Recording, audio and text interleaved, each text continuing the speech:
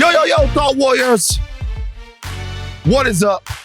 Higher Learning is on. It is I, Van Lathan Jr. And it's me, Rachel and Lindsay. Van. Rachel. For people watching and, for people listening, they're going to be able to be spared from this, so they don't have to deal with this. But what is on your shoulder and why? What's on my shoulder is big gold championship belt. See Bozeman right here on the side plate. That's cute, but why? Why do you have this champion of what? I am the number one voice in pro wrestling media. Who bought you that? I bought it for myself. Even worse. Why?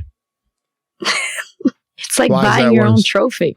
It's like buying your own trophy. Who deemed you? This is self-proclaimed because I know you're into wrestling, but the number one voice in wrestling. Were you at the Royal Rumble? I wasn't. Is that what it's called? I watched it. I watched it Saturday night. I would like to congratulate Cody Rhodes for winning the Royal Rumble second time. How dare they many years. Leave out the number one voice in media? That doesn't make any the number one voice in wrestling media. Yeah. That doesn't make any sense to me. How do you feel? I felt fine. Like, to be honest with you, it's not about accolades that you farm from somebody else. It's about what you believe about yourself, how you comport yourself, how you are as a champion, and what you sacrifice to be a champion. See, someone like me wakes up a champion. I go to bed a champion. The middle of the day, I am a champion. I am the number one voice in wrestling media because I am the number one worker in wrestling media. I am the number one contributor to wrestling media. I am the number one sacrificer for wrestling media. I have the number one mindset, the number one work ethic, the number one spirit, the number one sense of importance. I am the number one voice in wrestling media. It doesn't matter what anyone else says. It doesn't matter what anyone else does. All that it matters is that they follow me. This is your thing of the month. I can't wait to see what February brings. You won't be talking about this February, and I dare you to hold that up on your shoulder this entire podcast. It will be held up on my shoulder the whole podcast because I can't help but win. That is the... Oh! Shit! I didn't expect that. What? Jesus. Do we have competition? What? Ashleigh, explain yourself. I bought it for a friend, but then I got into wrestling, so I took it. Boom! This is now the number one wrestling podcast in the world. The number one wrestling podcast in the world.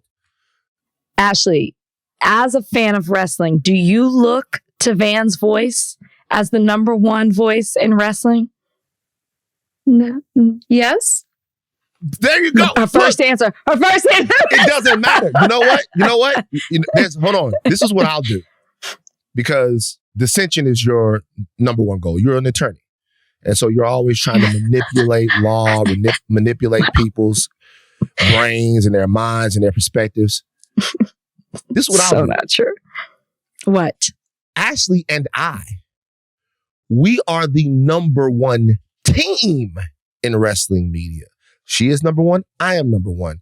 See, the Bloodline have this thing. It's called the table. There's the head of the table, seats at the table. Shout out to the Usos. Shout out to Roman Reigns. Shout out to The Rock, who might try to take the seat at the table at WrestleMania, where Cody is not going to challenge him. Here's the thing. We have our own table here. And Rachel, their seat's available. What you have to decide for yourself, Rachel Lindsay, is whether you will sit with us. Join up or get trampled over. Your choice. I'm going to respectfully decline. I bet you will.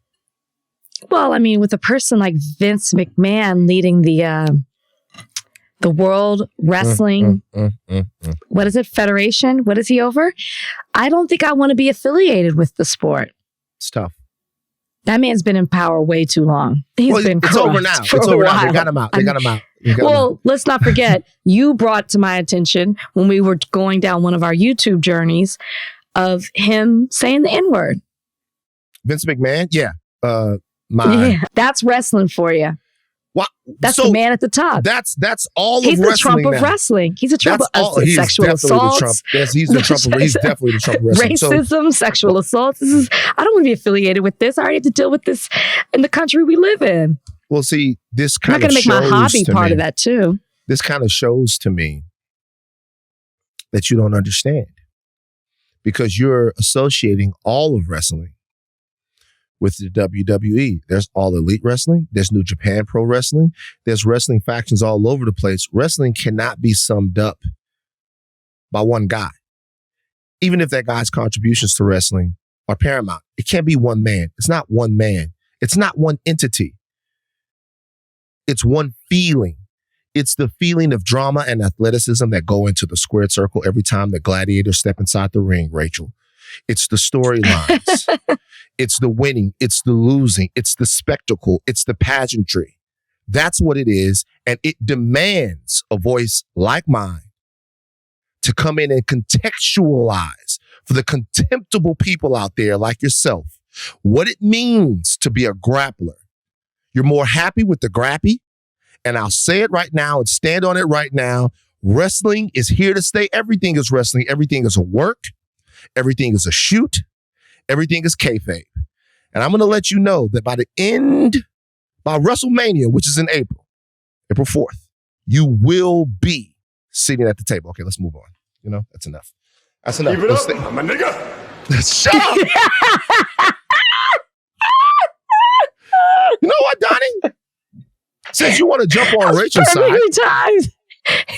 Since you want to jump on Rachel's side, Donnie, since that's what you want to do, let's go ahead and talk about it. Rachel, did you watch football this weekend? I'm in Naples, Florida. Mm-hmm. So I'm on a little bit of a vacation, but of course it's going to make time for the podcast. I did not sit down and just watch the games. I probably saw more of the AFC game. And to be very honest, I got a little discouraged because I wanted the Ravens to win. So then I felt nothing watching the NFC Championship game because I was like, it's already ruined my Super Bowl. And the two teams I did not want to win won. So it is. So I watched a little bit and read up on what I missed. Pretty we missed you at the house. So if in case you guys don't know, we do the AFC and NFC Championship games. Championship Sunday every year. Rachel's a mainstay. She needed some time off this year, so she wasn't there. But shout out to everybody that came. Molly was there. The Midnight Boys were there. Alexis was there. Our friend Bianca was there. Shout out to Bianca. Bianca Lawson. Like so many other people stopped by and we hung out. We hung out the whole day. We ate, we watched football, and we were greatly disappointed with what we saw in both games. It couldn't. The worst game for the Lions and the Ravens. I mean, they didn't look like two teams that should have been in an NFC and AFC championship. It really was bad from playing to coaching. It just was bad. I wouldn't say that necessarily about the Lions. The Lions played as well as you could possibly play early. And then they played...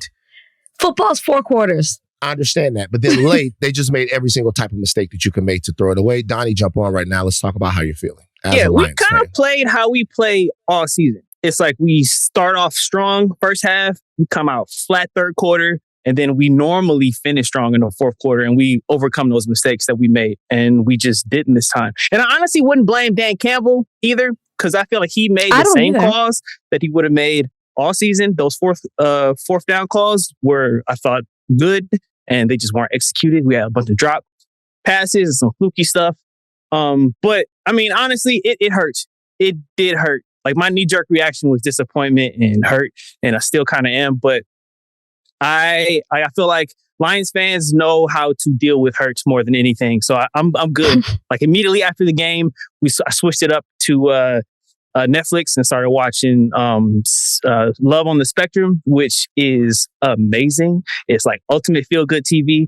It gave me like some good perspective, and I felt like this kind of hurt that I'm feeling is honestly the kind of hurt that Lions fans have kind of been wanting for the longest time, having a deep playoff run, almost making it to the Super Bowl and just falling short, but still having hope for the future. We got a young core. We got a good coach. We have a program, not a program because we're not a college. We built something that I feel like a bunch of teams are trying or going to try to emulate, which is something that the Lions have done forever and ever. And I'm feeling good. Michigan's national champs. Nigga, that was some of the fucking most prodigious cope I have ever heard before in my life. Hey, man. Like Donnie, like I said, Lions fan at heart. First of all, Donnie, let me tell you something. The Lions, even though they sold out yesterday in like a magnificent way, they sold in a magnificent way. Reynolds, my brother. Woo! Reynolds. Tough. That's a tough break for you, brother. Had got a case of the dropsies at the wrong time. I don't think that Dan Campbell's decisions were the reason that they lost the game. To your point, there was some bad execution there. And then Brock Purdy went Vanilla Vic and just kind of took the game he took the game from the Lions. But Lions fans have a lot to look forward to in the future. I will say the loss for the Ravens is devastating. It's a devastating loss. Bad. Like the loss for the Ravens is it's devastating for the Ravens. It's devastating for Lamar Jackson's reputation. That's a devastating loss for the Ravens. And the way that they lost with the Zay Flowers fumble right at the 1 yard line. Yeah. Right after he taunted Snead. Right after he taunted, you know what I mean? With Lamar throwing into triple coverage. There could have been a pass interference call on the Odell Beckham play before. There could have been a pass interference call on the throw into triple coverage. But even so, the mistake was there. They used the spy on Lamar Jackson, and that might have affected his ability to scramble, but still, he wasn't taking the opportunities to get yards. That was a devastating loss if you are a Baltimore Ravens fan. No way around it. But this is what I mean. It seems like the Ravens weren't making the adjustments, right? Lamar Jackson has seemed untouchable all year. And then he was scrambling, getting sacked. Like their defense had so many penalties. I just felt like they just came there and just thought they had, I don't know. It's like they didn't try. It just looks so bad. It looks so bad. It's disappointing. I'm so disappointed. Yeah. Most people are outside of the San Francisco fans and Chiefs fans, because I mean, who wants this matchup right now? It's the NFL. This is the best matchup for the NFL. I feel like Lions Chiefs would have been the best matchup. You got like a good Cinderella story, and then you got Taylor Swift cutaways all game. Like that's they wanted Taylor Swift, and to be honest with you, wanted Taylor Swift, and I think they want the 49ers back. It's a big time football. That's a good argument, though, whether or not they would want the 49ers or the Lions. The Lions are such a great story, but the 49ers are such a blue blood NFL franchise that, you know, I think they like having them up top. Kind of reminds them of the old days. But look, Donnie, you're in the middle of it. This football nirvana for you. Yeah, I'm doing good. So Lions went deep, pause. Deep. And then, you know, you have the Michigan National Championship. Harbaugh left. Your thoughts? I haven't got your thoughts on that. I kind of saw it coming with the way that the season went, the NCAA situation, and then the way that they kind of had Sharon Moore coach these big games. It was clear they had a plan. So, yeah, I'm just hoping that Sharon Moore can cut down on the cringe and keep the ball rolling with the program, and we'll be good. And I mean, also the Pistons won last night, so we're good. Everything's good. Donnie, my hope for your Lions is that y'all don't become the Cowboys. Oh, no. You got a lot of hope. Ricky Bobby. This is what I'm just going to say. There's a lot of hope now because y'all made it this far. And I know where that hope can take you. I've been hoping for 27 years, 28 now. They're already not the Cowboys. They made the NFC Championship. The Cowboys don't do that. I'm just saying. The Cowboys using the first and second round. No. I'm not comparing it right now. What I'm saying is they have a good, solid team. They made it far. They almost made it. They didn't. And I would just hate for y'all to continue to hold on to that like we have. I'm rooting for you. Yeah, I appreciate that. All right. Sports Corner is wrapped up. Sports Corner! We got to talk about the biggest beef in rap Are we right watching now. the Super Bowl? We got to figure that out. We do. Should I host? We could bring the same crew to my house. I would love that. We should go to your house, same crew. Although,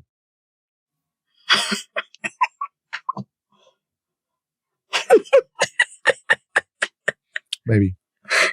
I don't know. Maybe we'll rent a place. Who knows? Okay. All right. We're going to take a break. On the other side of the break, we're going to talk about rap beef. Female rap beef. Felines at each other's necks. All right. Nicki Minaj, Megan Thee Stallion, beefing. 2 tracks came out. Man, just a lot of mess over the last couple of days. Have you heard both songs? I have heard both songs, yes. Yes. So Friday, Megan Thee Stallion released Hiss. And she lyrically attacked Nicki Minaj. A couple of different things that she said. Well, yeah. She attacked quite a few people. Okay. Well, who do you feel like was attacked in the song? Drake. Mm-hmm. Drake, who else? Well, then I think Tory. Okay. Party. Possibly the CEO of, what was it, 1501, whatever that record company that she was with before. Carl Crawford. Yeah. Who else? Pretty much anybody who hated on her and did not believe her when she, she was shot in the foot, in general, but specifically those people. You didn't think that? No, there was a lot of people that were addressing the song. The song was Hiss. So it was her, I guess, taking her power back and addressing a lot of the things that have been said about her, said to her, and just a lot of talk around her, recently. And that's, honestly, you guys, that's what rappers do. That's what musicians do. I think about songs like Michael Jackson, Leave Me Alone. I think about songs by Prince, Controversy. I think about people that are controversial. I have a lot of people talking about them that are musicians, and they typically put that stuff in their music. And that's what we want. We want them to address the stuff in their music so we get a better sense of who they are. Yes, we do. Now, in this song, there was one line that was fucking ridiculous, like super hard. She said, "These hoes don't be mad at Megan. These hoes mad at Megan's law." As soon as I heard that, I was like, fuck. And that's because I know what Megan's Law is. Megan's Law is the federal law that requires the release of relevant information to protect the public from sexually violent offenders. Now, a lot of people thought when they heard that was a shot at Nicki Minaj's husband, Kenneth Petty, who is a registered sex offender. Now, that is not us throwing shade. That is not us getting in anybody's family. That is a fact of record that probably played into this bar. When Kenneth Petty was 16, he pled guilty to alleged rape. That was 1994. Now, attempted rape, should I say. Thank you for that. Now, as soon as Nicki Minaj heard this, she was nonplussed. She started fucking going off. Donnie, unhinged. Play a little bit of Nicki. Fragment foot.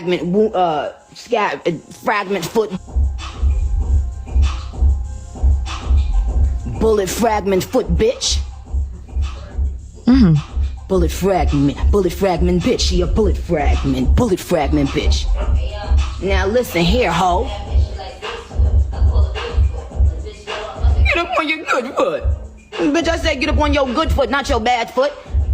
Fuck was that, a diss or a piss? Said it was hiss, I said piss. My fans called it piss. Yo nigga, bitch, said all that shit about you, hoe. Yo ex-nigga that just was around you all that. Y'all mad because y'all don't have somebody that loves you and stand 10 toes down behind you. So you bringing up 30-year-old teeth from when this man was a 15-year-old child. You bringing up 30-year-old tea because no man has ever and will ever fucking love you.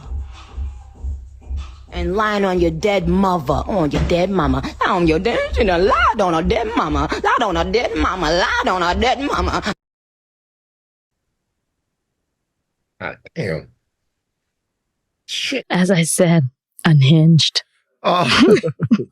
So yeah, and Nicki stayed on it. Nicki stayed on it for she does. Nicki still on it. And the Barbs probably are the most loyal fan base in all of music standship. They were with Nicki. They ran all Nicki songs up to the top of iTunes. They just unwavering support for Nicki Minaj. No matter what happens, the Barbs have her back. They're not going anywhere. So it's going to be difficult to put an actual dent in who Nicki Minaj is because she probably has. I think it's the most loyal fan base in all of stan base in all of music. Both of the songs you heard them. Nicki then came back with Bigfoot, which was a diss to Megan. Some of the Bigfoot stuff that dropped last night, and you could hear it being created even in the background of that Instagram clip. And she just goes on to say in Bigfoot that Megan's a hoe, and she said she's throwing a lot of people under the bus. She talks about Tory Lanez. She says that she's lied on her mother. If you guys don't know, Meg lost her mom some time ago to, I think it was cancer. Brain tumor, yeah. Brain tumor, yeah. So she brought up her mom, and she says that that's fair game because Meg attacked her family, so she can attack Meg's family. A lot of people were outraged when they heard that. But then Nicki Minaj says, hey, if family's on the table, that I can say anything about your family. Both songs came out. I gotta admit, I heard Hiss. I thought Hiss was cool. A lot of people, I heard Bigfoot. Bigfoot seems like a song that was pretty rushed, like a song that had to be put out right away to address the beef. It's not the best rap song I've ever heard, and a lot of people that have heard it have probably felt the same. The Barbs are loving it, but people have heard Bigfoot. There's not much that goes into it, but it does seem like in the song, well, not seem like, actually in the song, she promises more if Meg continues. So it's not like she had like a long time to put the song together. She's probably promising more if Meg continues. Yeah, she said if Meg lies, she's going to put out 5 more songs if she says anything to it. If I'm comparing the songs, Hiss was better. Obviously, she spent more time on it, like she prepared it. Who knows how much time. So yes, Nicki's Bigfoot is a response to that. I'm with you at the beginning of what you were talking about in regards to things happen in artists' everyday lives and in the media, and they don't necessarily address it, but they do it through their art, right? And we see that it's not just music. We just see that period in what artists do. And it's a form of expression. I'm for it. Where I get lost is all the stuff that Nicki's doing in between. I'm more for the creative expression, not necessarily the low blows in regards to talking about someone who's died, talking about, just the appearance of someone. It just seems like the low-hanging fruit, and just all the in-between talk and getting on Instagram. It's like, put it in, like you're frustrated, you're upset, you feel like you were attacked, put it through music or writing or an interview or something. I don't know. I also feel like this happened. This is not the first time. It is with Megan and Nicki in regards to these diss tracks, but not the first time that Nicki has gone off because of the way people come at her husband. And it happened, right? It's a record.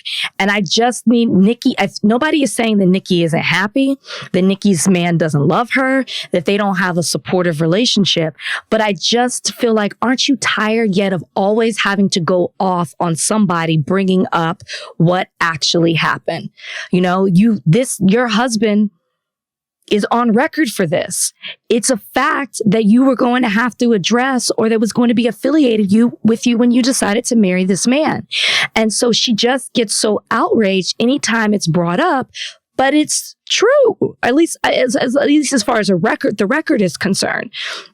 So I just wish she would just stop, and to Megan's point, talking about Megan's law, I can't imagine being the parent of Megan, the 7-year-old who was raped and murdered in, 94, and having your daughter's name trend again in this kind of way. So some criticism for Megan Thee Stallion right there for involving that. You think that's too low to put in a rap beef song? I think it was like, sure, you want to give yourself points for being creative, but like, did you consider that a family has suffered who lost their young child in a horrific way? And because of that, they had to create Megan's Law. And now this daughter, because everybody's Googling, oh, Megan's Law, what does that mean? Not everybody might have been familiar with that. It was enacted 30 years ago or 30-ish years ago. So I just think that was kind of, it wasn't done in good taste either. It wasn't considerate of who all it impacted. Now, are you familiar with rap beef? Yeah, enough. This is how it goes. Yeah, I said I don't like the in-between. I don't like the going on Instagram and stuff. I said, that's not for me. I like it when it comes in a creative form of expression.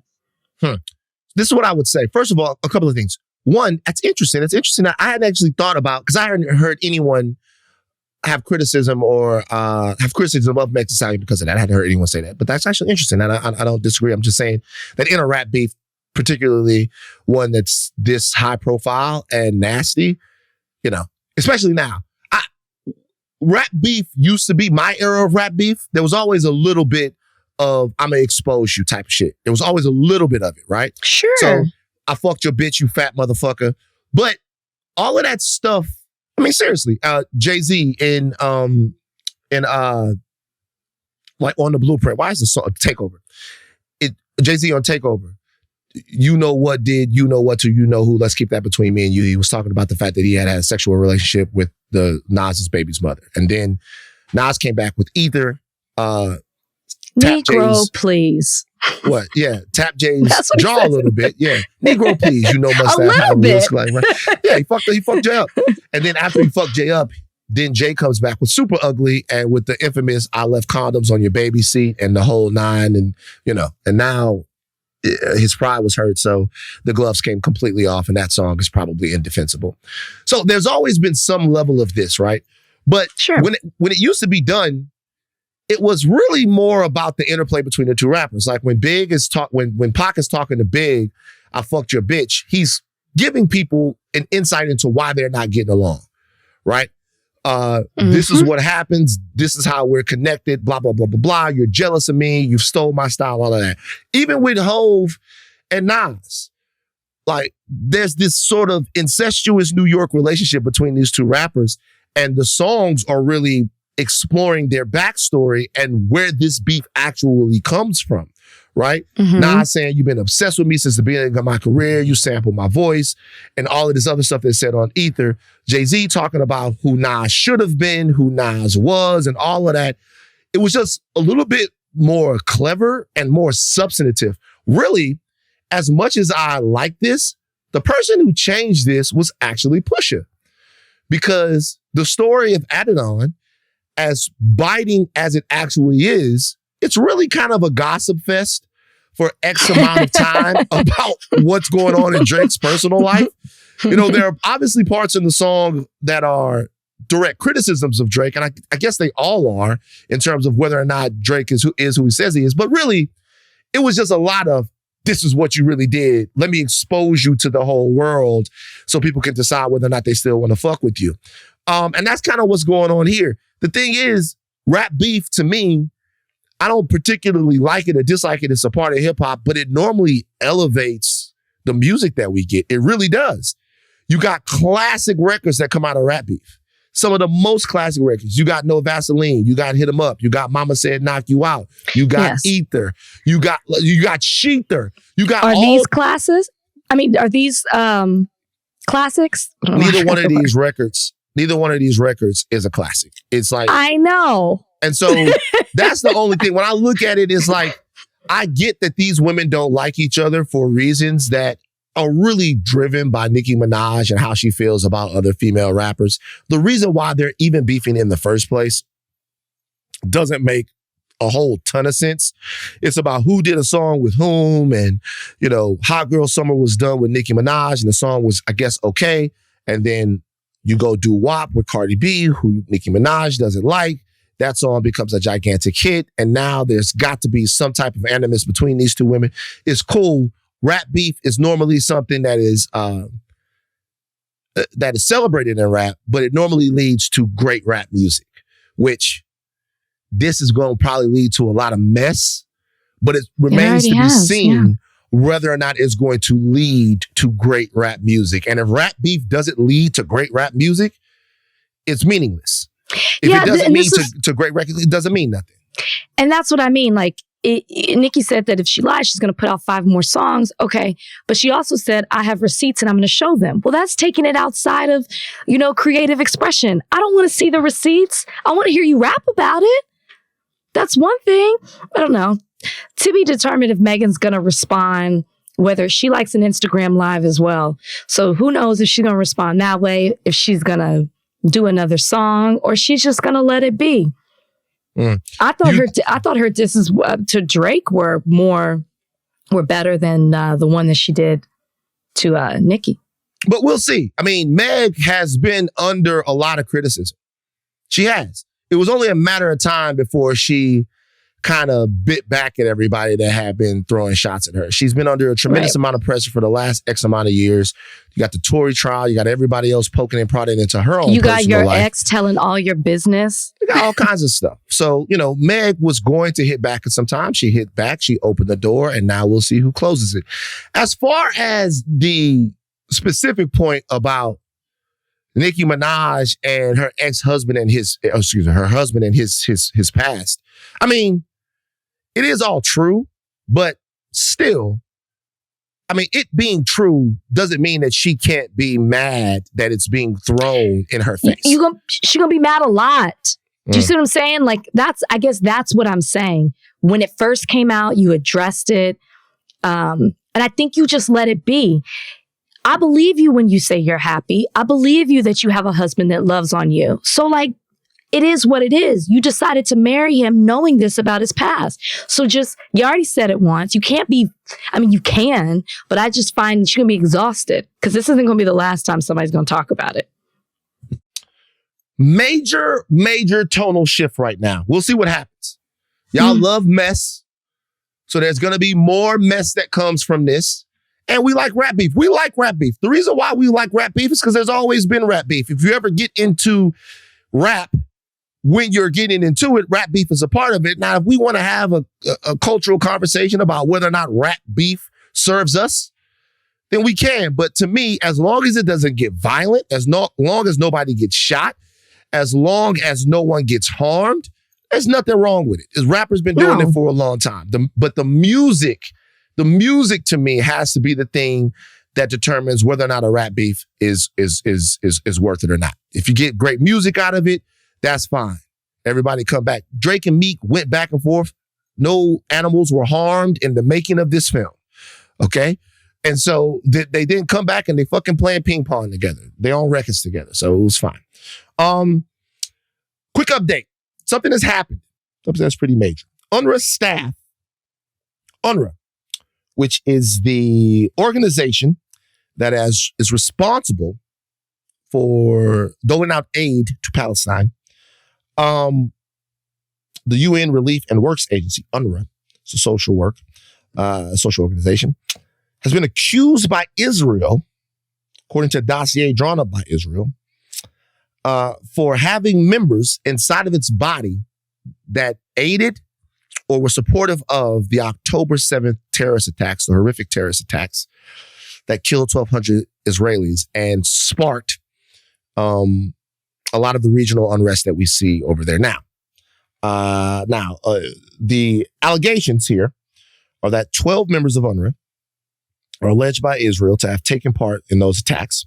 And as a result of those claims, the United States and the UK have suspended funding to UNRWA. Now, UNRWA is responsible for so many different things that go on in Palestine, but particularly getting aid to the people, food, water, things of that nature to the people there. And it is one of the most important organizations in terms of doling out that humanitarian aid. There's over, I think, I'm going to make sure that I get this right. Donnie, look it up. 5 million, over 5 million people that it serves. 5 million people that it serves. What I was more asking is, Donnie, look it up. I think there's over 30,000, or it might be 15,000. I'm not sure the numbers. People that work for UNRWA.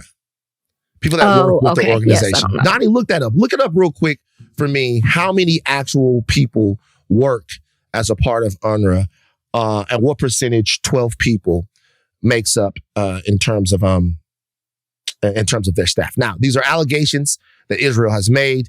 The evidence of these allegations has not yet been made available.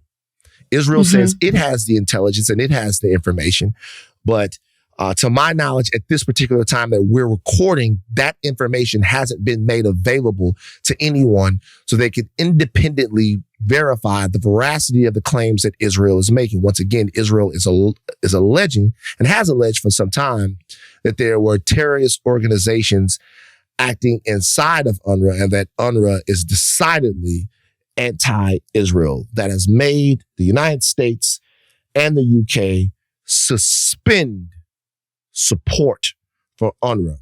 And Austria and Romania, should I say, said that they are also suspending funds to UNRWA. And UNRWA said it would not be able to continue operating in Gaza and across the region beyond the end of February if the funding did not resume. UNRWA is about 1,200 employees, about 1,200 people, 12,000 employees, about 12,000 employees work with UNRWA. There were 12 employees that were singled out for having direct links to Hamas and terrorism. 9 of the 12 accused workers have been fired and condemned for abhorrent alleged acts. We still don't know exactly what's going on. And so 9 of the 12 workers have been fired. 12,000 total employees, 12 people. It's actually roughly 13,000, depending on where you get it. So the funding has been suspended. Now, according to the Wall Street Journal, Israeli intelligence that's been shared with the U.S. claims that there are 1,200 members of the U.S. agency that are members of Hamas or Islamic Jihad. And that number would be closer to about 10% of UNRWA staff. But the initial information that people are acting on is this 12 people. The question is, and it's a robust question. It's a question that everyone that's listening to this podcast right now should be asking, is if there are people that are inside this organization that are sympathetic or working with terrorist organizations, should the entire thing be defunded? Does that constitute collective punishment to a bunch of Palestinian human beings that is outlawed by international law? Collective punishment is that moral from a humanitarian standpoint to stop aid? Us, the United States, is part of this. Yeah. Because there might be bad actors inside of a UN aid organization. Yeah. No, I don't think that this constitutes suspending funding. And I'm actually a little surprised that they jumped to do this so quickly, with so many people being critical within our country, being critical of how the Biden administration has handled their response to what has happened in regards to the Palestinian refugees. And this doesn't look good in that regard if you're looking at it as a humanitarian issue, which a lot of people are. The United States, Canada, Australia, Finland, Japan, Italy, I'm naming these off the top of my head, are also countries who have, there's at least 10 who have pulled their funding in regards to this information coming out, which I know it's a report from Israel. I'm not sure how much it's been confirmed, but to answer your question, this UNRWA has existed since 1949, and it was established for a particular reason. As you said, you named some of those things, but it provides education, healthcare, social service, aid, in addition to running schools for 500,000 students. It serves people not just in Gaza, also in the West Bank and Jordan and in Lebanon. It clearly has existed for a long time and has been extremely beneficial to Palestinian refugees. To take this away based on this report is, to me, counterproductive. What does need to happen is, if there are people who are particularly working with terrorists, they absolutely need to be identified. They need to be not just fired, especially if they were participating in what happened with October 7th, they need to be prosecuted. Something else needs to happen. But to deny people who actually need this aid because of some corrupt individuals, imagine if we did that for everything. You got corrupt people everywhere. And I'm not condoning it. I'm just saying, imagine if you said, well, we're just not going to fund this anymore because there's corruption in this. No, you need to figure out the problem, get to the root of it, and then continue this that has been helping people for such a long time. So, like I said before, there have been long-standing tensions between UNRWA and Israel. Israel has accused UNRWA in the past of having schools, hospitals, things like that it runs be used for storing Hamas weapons, being places where Hamas would jump off attacks from. One of the most stalwart claims that Israel makes is that Hamas uses civilian centers, schools, hospitals, churches, things like that as command posts. And to use them as command posts validates them sometimes as military targets, or that they are looking to force the people of Gaza, the people of South Gaza, North Gaza, to martyr themselves in order to further their cause by making Israel look like this kind of super aggressive state that doesn't care about civilian casualties. I think we're up to around 26,000 people that have been killed in this. And the number of children is getting close to, I think, 11,000 people that have been killed. 85% of the Gaza Strip has been displaced. Netanyahu has gone on record by saying that he rejects the idea of a two-state solution. Rejecting the idea of the two-state solution means, in my opinion, that the Palestinians will live in a prolonged occupation there. It rejects in my opinion, rejects any notion that there can be anything other than Israeli power that governs the region. And that was a breathtaking statement for him to make in the way that he made it. President Biden then said, hey, I talked to him. Two-state solution is still on the table. And Netanyahu came back out and said, no. From the river to the sea, he said it, not me. From the river to the sea, he says Israel needs control, and that's the only way that Israel will be safe. So look, I think what this actually proves is that the United States, despite any reports that you hear come from behind the scenes, despite anything that you hear from anyone that would tell you about how displeased the administration is about what's going on, about the carnage that's existing right now, not just in Gaza, but in the West Bank, where there was actually a U.S. citizen killed not too long ago. A kid from New Orleans that had gone over there was killed by either the IDF or a settler, was shot there. What this says is that despite any of the stuff that you would hear about how uncomfortable that is for the Biden administration or for the brass in the U.S. leading up to the elections in later this year, or just their uncomfortability with the amount of carnage that they're seeing, that they are not yet ready to, in a public way, break or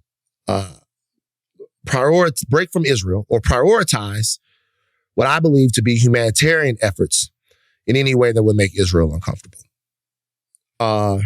With this particular situation, what you're really looking at is allegations and perhaps some truth.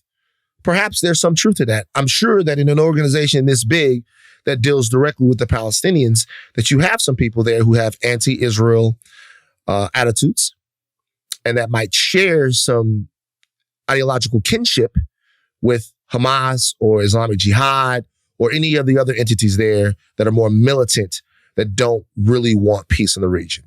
It's a lot of people. So there are probably some people in there that believe that.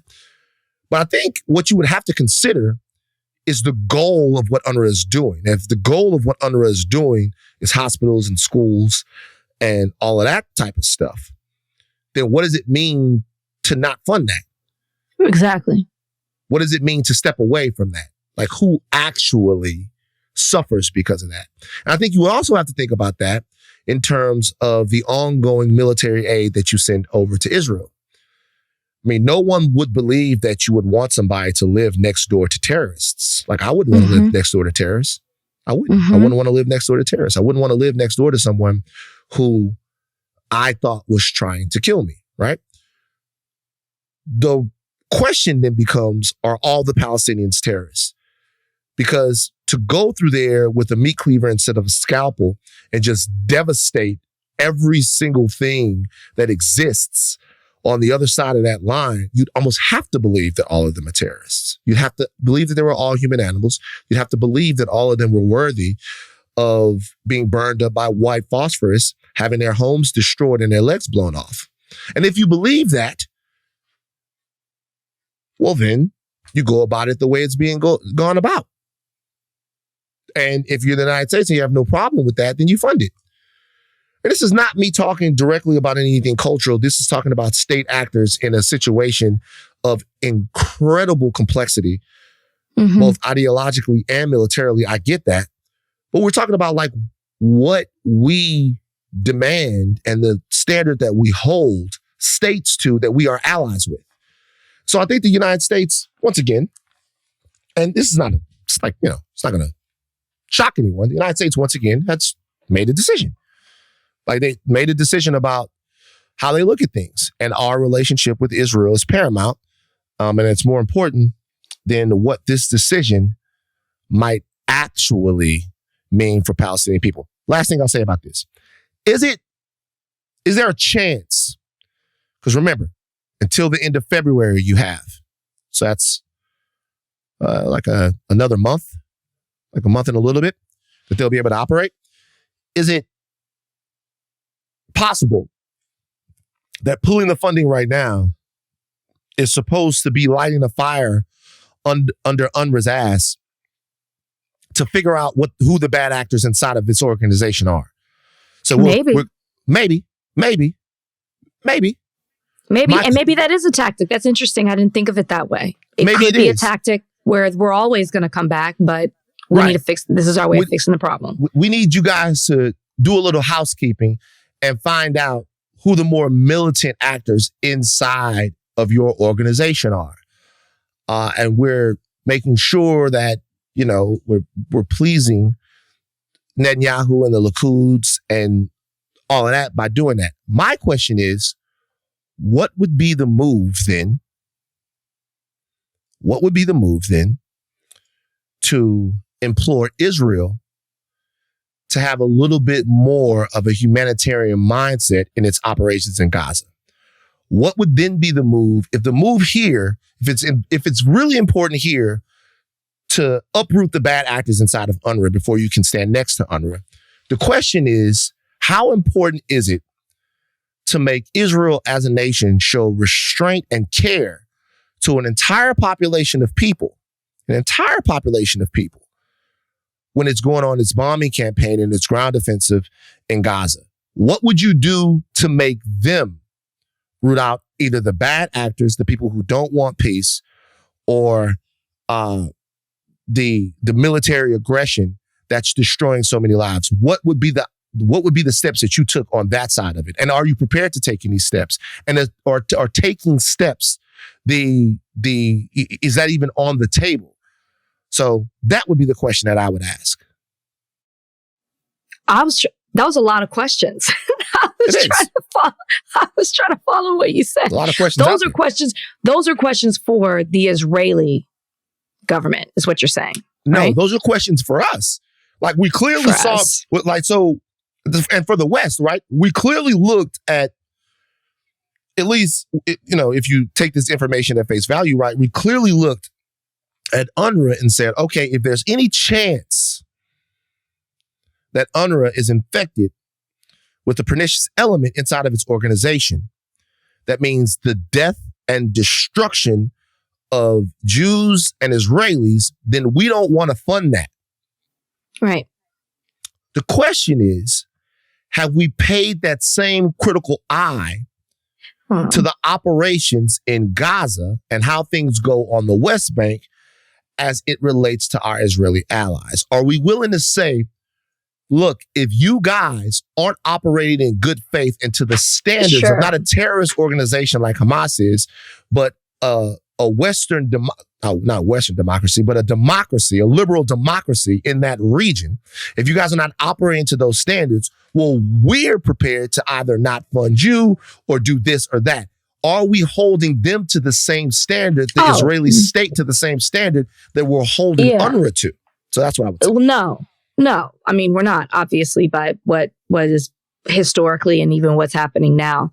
But that's kind of what I was alluding to what I said when I said, if this is how you're going to act when you have corrupt people in some type of organization, and you're going to say, well, we're just going to not fund it because we're going to shut it down, then you have to have that same energy for everything else. And if you do, we ain't going to have anything left because there's so many corrupt people involved in all of this stuff.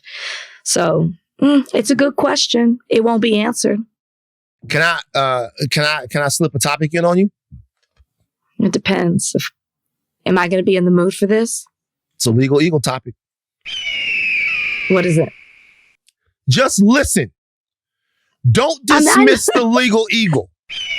Rachel, can I ask you a question? Do you don't like legal eagle, do you? You don't enjoy talking about the law? No, I'm not even jumping on that. Just go ahead and give it to me, Van. I'm not saying I do. Oh, be careful.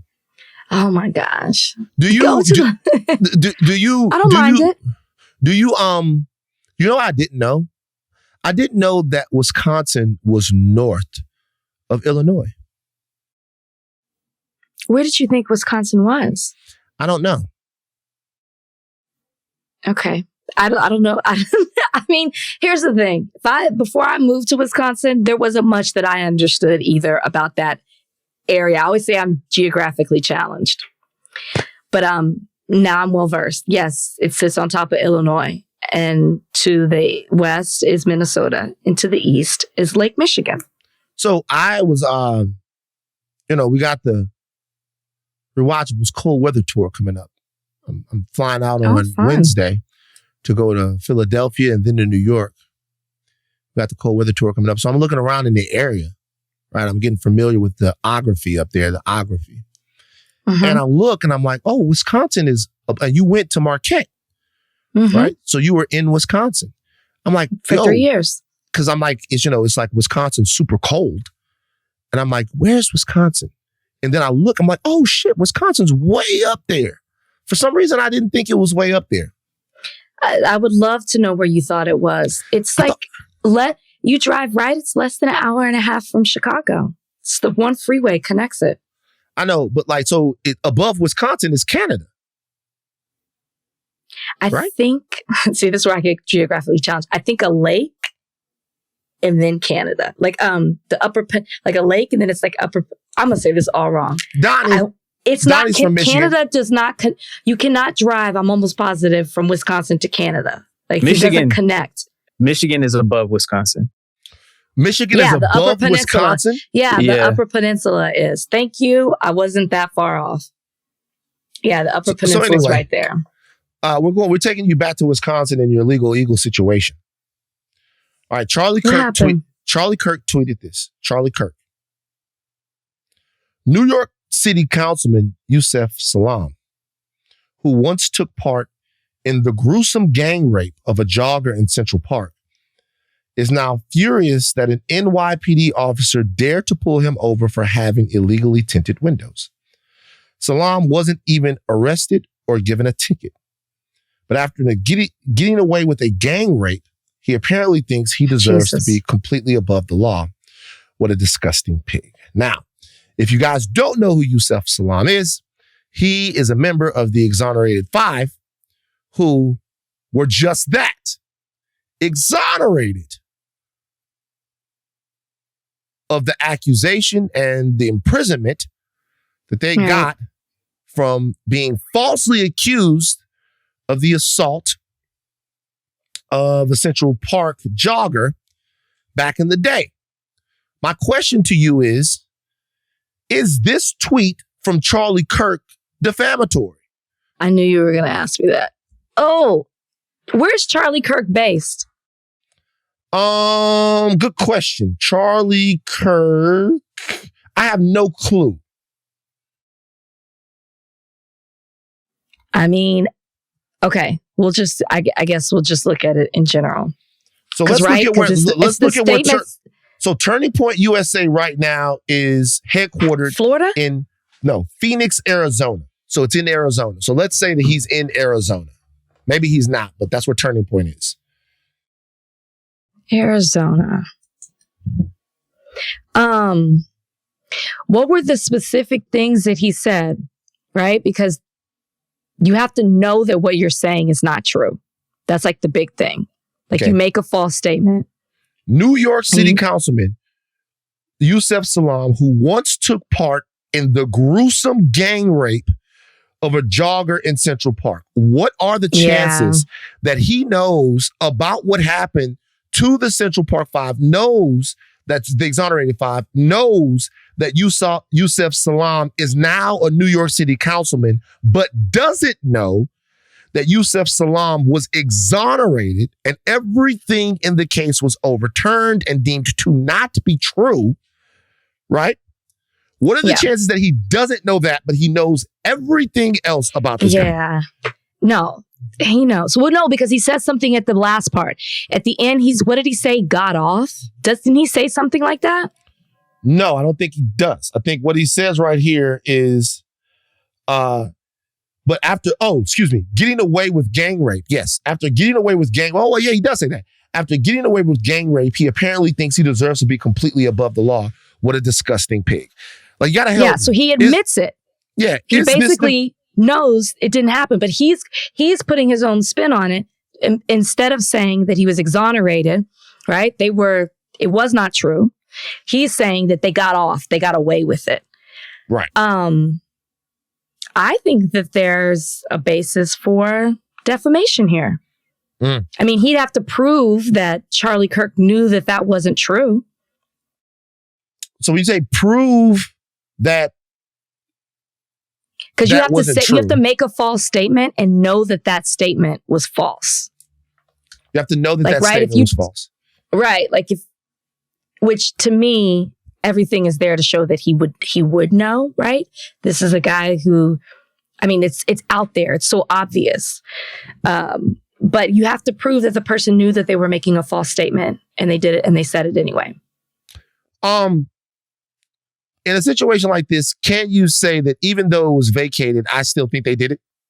Would that get you out of, or if you say it's my opinion that they did it, and so I can still say that on Twitter if I want to?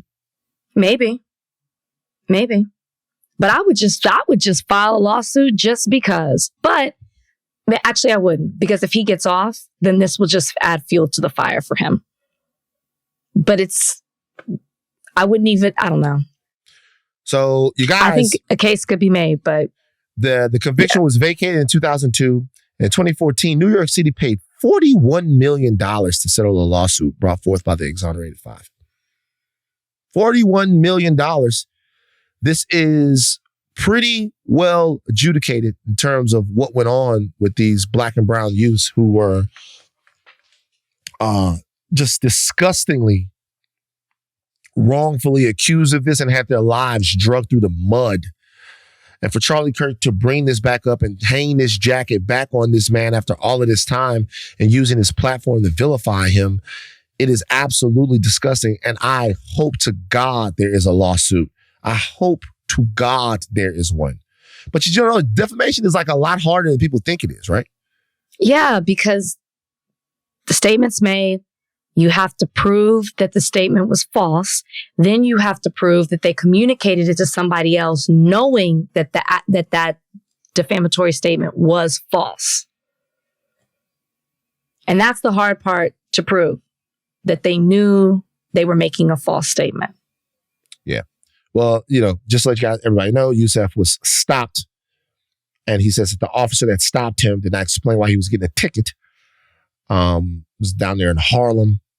And the officials from the police are saying that he tried to use his position as a councilman to get out of the ticket.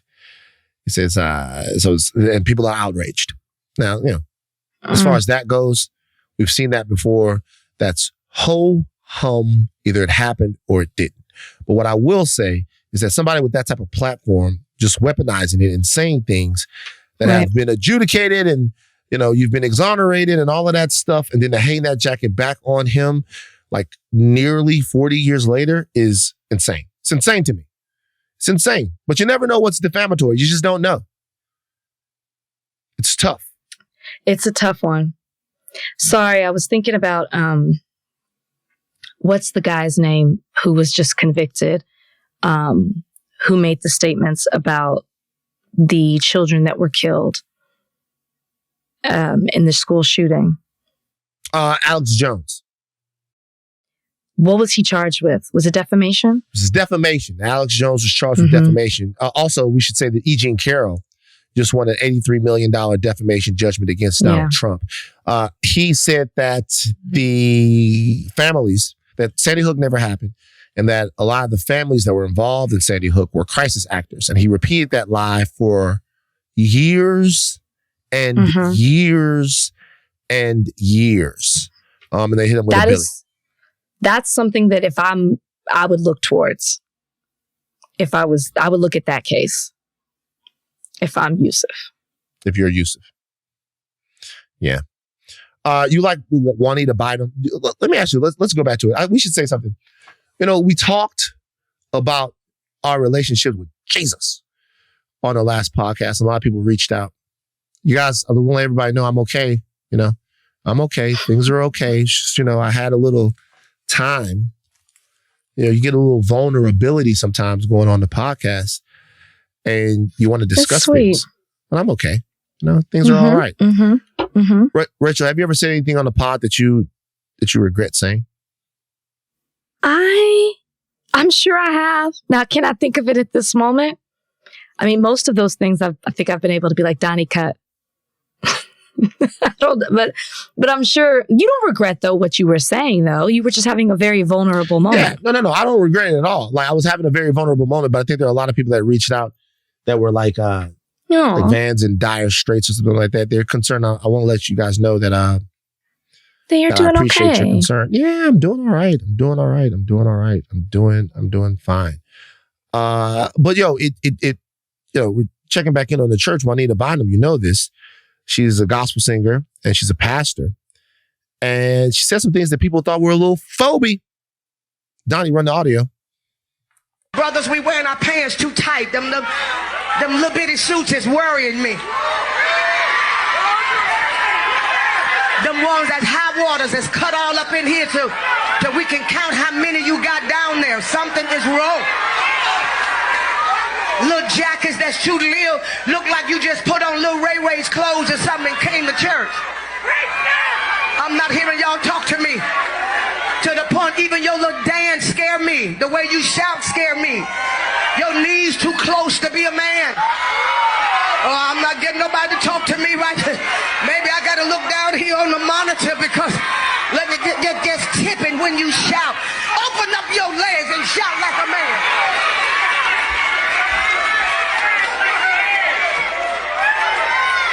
Y'all better come out here and say something. Y'all up here shout like girls and the women shout like dudes. That's it. Close your legs up. You a woman.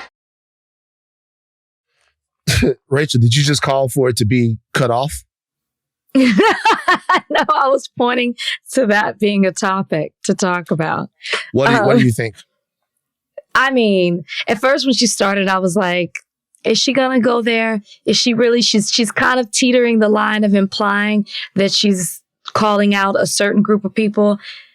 And then she just goes there all the way. But the more concerning part to me, even more so than her, are all those people yelling in the background. All those people cheering her on, clapping, agreeing with all the things that she's saying that are completely problematic and reiterating stereotypes and maybe a little fear-mongering within our own community. And it's wrong. And that's coming from the pulpit. So basically, she's saying that she's a vessel from God and Jesus meant to preach that lesson today, while she's basically calling out people in the queer community. But I don't know how big her church is, but the cheers are what are getting to me even more so, because they're basically agreeing with her. Well, she wouldn't she wouldn't say it necessarily unless she had a mandate, right? She's probably not going to get up there and reflect morals or values that are not reflected by the constituency inside of her church. But, she's going to talk about it. Yes. And that's why I'm saying it's the problem that I'm hearing all those people screaming and yelling, happy at what she's saying, laughing at what she's saying. I guess the question is, knowing the hold and the influence that she has over her flock, should people like Juanita Bynum and others move to lead these individuals to maybe having different views and opinions about things that are involving people writ large outside of the church? Should the church and pastors inside the church be a vessel for people to be more understanding of people that they might not agree with, or things that they might not think are okay, or does the Black church need to have a reckoning with how they talk about and deal with the LGBTQ plus community? Well, I think so. I mean, if the message is supposed to be come as you are, or you're supposed to have a Christ-like attitude and you're supposed to be welcoming of people, even that are different. This is what I've always struggled with. How you feel like what this group of people are doing is wrong, but how do you ever reach them, or you reach others who you're trying to bring in, if you're constantly not making them feel welcome, or bashing them for who they are, or telling them how evil and wrong the things that they're doing they are? How are you, if you're supposed to go ye therefore and teach to all nations the word of God, how can you do that when you're constantly coming at people in that way? I just don't understand that. In one breath, you say this, and in the other breath, you say this. The real problem is this, though, that what the people are doing is not wrong. Yeah, that too. No, that only is not wrong. They were made in the image of God and with the Spirit of God, and they were made intentionally, and they were made gay. And I'm not saying that you're saying this, but I didn't say this. Like, it sounds like your response, I know you're not saying that, but your response to what I'm saying is going to sound like I don't think that. Yeah. My point is the hypocrisy. Right. Obviously. Yeah. I don't believe that. But my point is the hypocrisy from the church. That's all. And so it's time. Can you be a Christian, a member of the Black Christian church, and be an ally, a proponent, and a friend of the LGBTQ plus community? Can you do that? Can you be a Christian and not look down upon, not think it is evil, or by virtue of being a Christian, is it incumbent upon you to think that the lifestyle of somebody who is gay, lesbian, or trans, do you have to believe that that is evil? No. Is that, see, I don't know. See, because the reality there are Christian is churches that are fully accepting of the queer community. I want to talk to some of those churches. I want to get some people on here. Actually, let me find, because I know someone who's queer who went to a church like that in Texas. I'll find that name. Yeah, because what I want to talk about is, just because we're using this as a whole bunch of other stuff, but you're going to talk to a lot of these individuals, and when they're talking this shit, they don't think they're wrong. And they think that the Bible gives them a mandate by which to actually say these things. And they think that you are wrong, and that you are helping people go to hell, and that all of these different things are actually true. And what we really have to do is talk about why we think it's okay to tell people that they were born flawed, and that who they love will send them to an eternal bath in flames. I just always go back, and we've talked about it before. Again, you have flawed individuals who are putting these messages out. And I'm not saying everybody, but a lot of people, for their own personal gain and benefit. And I always go back to the way that the Bible was weaponized and used to control Black people.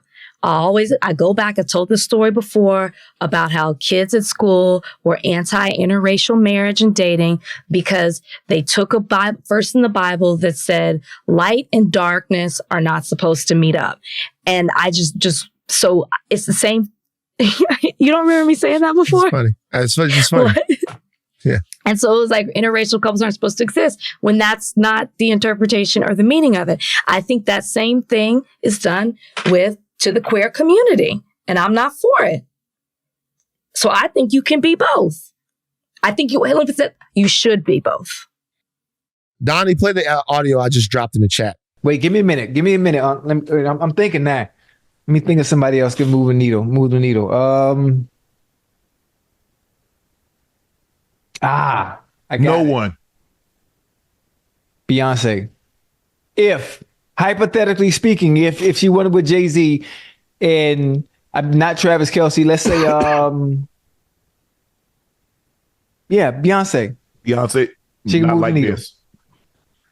Not like this. These eyes, Ocho. These 8 to 15-year-old eyeballs. Ocho, the same. B has the same feeling. Ocho, Yes. I love Beyonce. Beyonce ain't moving the needle like this chick, Ocho. No. What? You tripping, Ocho. This girl, ask the chat. She's the closest thing to moving the needle like Michael Jackson that we've seen. This is it. Whoa. Whoa. Reel it back in a little bit, baby. Beyonce moves the needle just like Taylor, if not more. No, she doesn't. Ask the chat, please. You can ask the chat. Ask the chat, please. We put it to the chat. So do a poll. Do a poll. Because Beyonce has those same set of eyes, young, old, middle age, and old, including I. But I'm just saying, if hypothetically not like speaking, Beyonce would move the needle the same not way like Taylor Taylor doing. So some people are saying that Unky Shannon Sharpe doesn't understand the power of Beyonce. Our friend Nina Parker said it.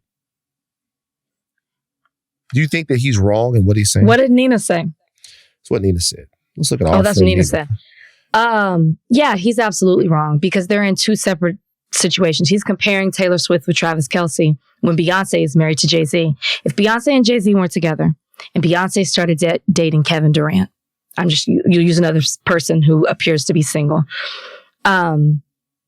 people would be documenting her like crazy on whether she was in a suite, whether she was on the sidelines, it would be talked about nonstop. It would be a huge deal that this huge artist is dating one of the best players in the league.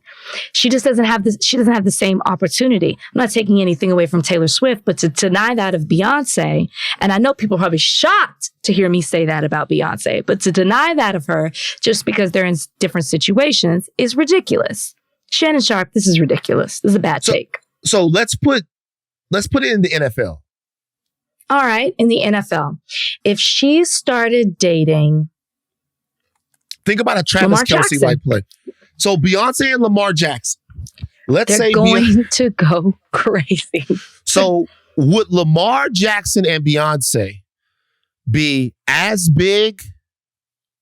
bigger, or not as big of an NFL couple as Taylor Swift and Travis Kelce? Lamar Jackson and Beyonce. What do you think? I want everybody on this one. What do you guys think? You know why I want to say it's bigger? Because when Taylor comes, she's just like wearing the sweater. She's just like comfortable, just a fan watching the game, dressed in regular clothes. I feel like if Beyonce came to these games, there would be a wind machine behind her. Not literally, but I'm just saying she would be in all her Beyonce glory and it would just be bigger. It'd be a bigger deal. Right. It'd be a bigger deal. Is it? Because here's my thing. There's no doubt about the fact that Taylor Swift is a bigger deal than Beyonce, right? And let me tell you what I mean by bigger deal. I don't mean bigger. Yeah, do that part. Okay, so I don't mean the bigger deal in terms of cultural importance, because there's two different things that you argue. when we're talking about people, we're really talking about how important they are culturally, right? And then when you're talking about how important somebody is culturally, you talk about impact, you talk about walls that they broke down, you talk about all kinds of things. When you think about stuff that Beyonce did, like even the surprise release, the I'm Just Dropping on Friday joint, Beyonce has innovated so many different things. She's changed music and culture so many different ways that she's incredibly important to a lot of people, right? Taylor Swift is white. That's a white woman, okay? Taylor Swift is a white woman. And because she is a white woman, that means that songs that she could put out have the opportunity to touch such a larger audience because she a white woman than Beyonce. Like Beyonce has a lot of white women who love her. A lot, huge amount of white women that love her. But at the same time, Taylor Swift is the whitest of the white. And with that whiteness comes an access to a population that's just, here in stateside at least, that's just vastly larger. And her pop music sensibility vastly larger than a Beyonce. To say that the Eras Tour made more money, or to say that her movie made more money, to just identify that Taylor Swift has a bigger overall saturation numbers-wise than Beyonce is not very controversial to me. But to say that people care more about Taylor Swift than they care about Beyonce, to me is a different question. And it's a question that, Michael Jackson is an outlier. Like, Taylor Swift and Beyonce together don't equal what Michael Jackson was.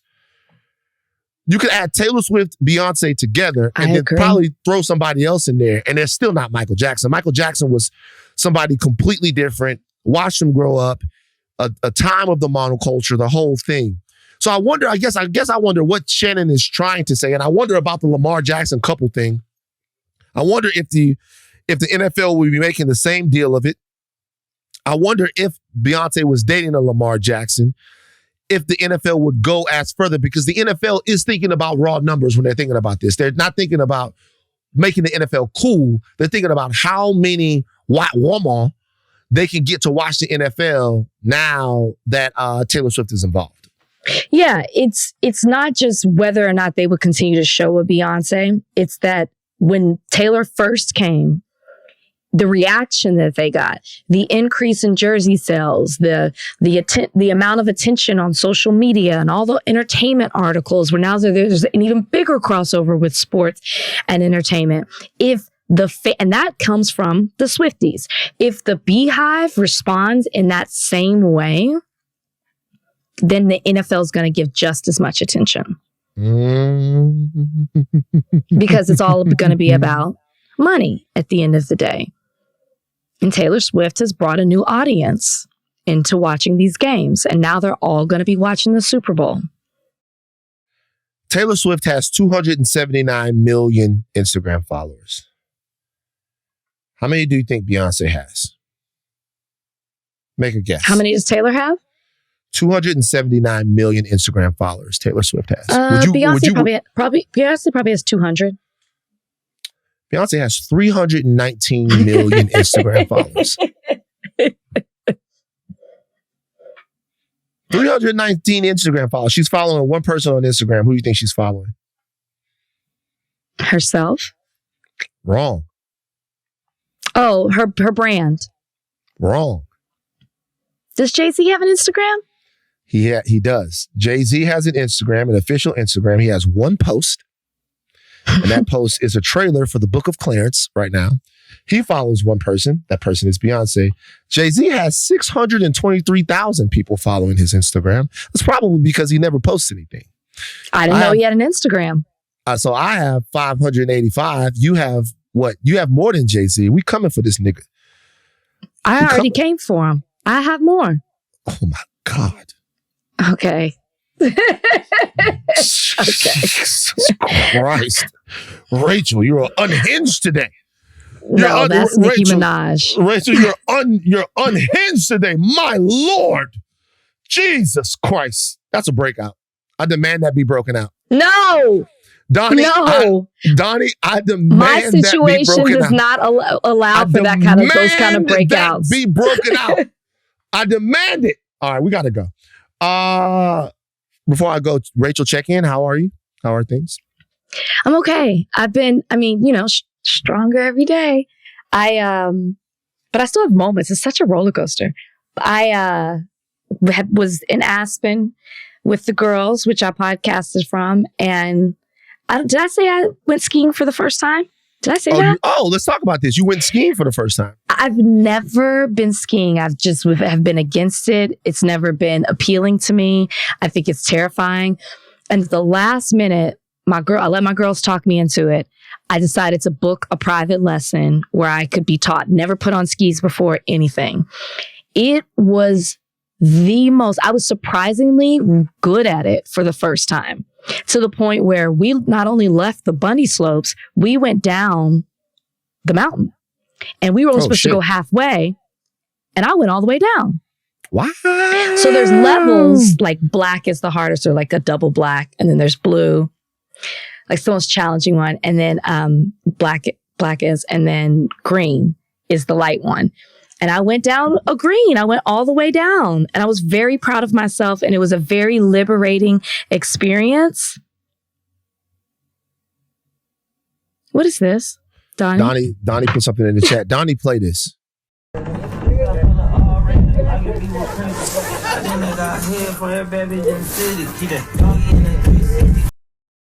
So it works more visually than audibly. That's not going to work. But it's a bunch of black skiers making white people uncomfortable on the slopes.